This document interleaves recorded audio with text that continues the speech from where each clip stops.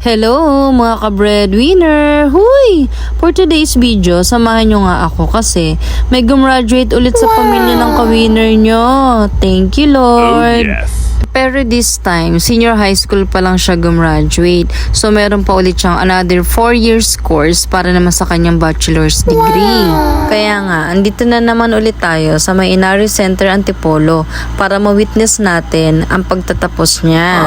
Mas simple nga lang yung seremonya ngayon compared dun sa inatinan natin last time. At mas konti nga lang din yung mga tao at estudyante ngayon kasi pure na senior high school lang sila lahat at saka Antipolo campus lang. At dito nga kami nakakuha ng pwesto ng upuan sa may bandang upper box, ayun si mother. At maya maya nga ay nagready na ako na bumaba para malapitan ko ng konti yung stage para naman makuha na natin ng maganda yung bunso kong kapatid.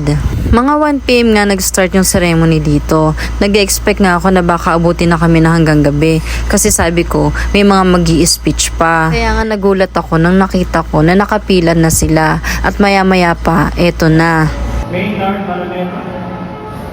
After nga niyang tawagin, parang nagulat ako kasi sobrang bilis. Kaya sabi ko, hala wait lang, hindi pa ako naiiyak. Cherry.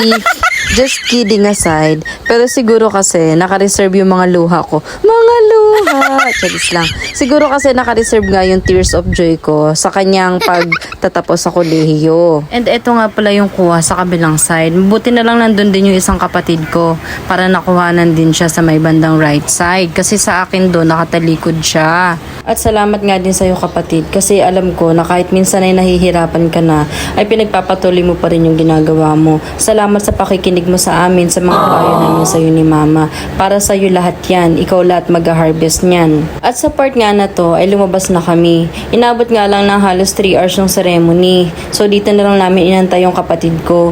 Iba kasi yung exit ng mga parents sa exit ng mga students. At maya maya nga ay andyan na siya. At syempre may pa-surprise ulit yung ka-winner nyo. Huy!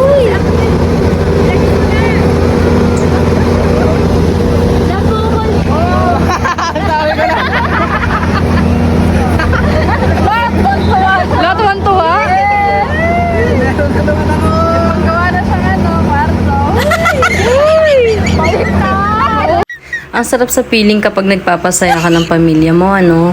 Sabi ko sa kanya, syempre hindi ka pwedeng mawalan kasi meron yung isa. Ngayon nga lang, mas maliit yung sa'yo kasi senior high ka pa lang. Aabangan ulit namin yung graduation mo ng 4 years course ha, kaya galingan mo pa. At maya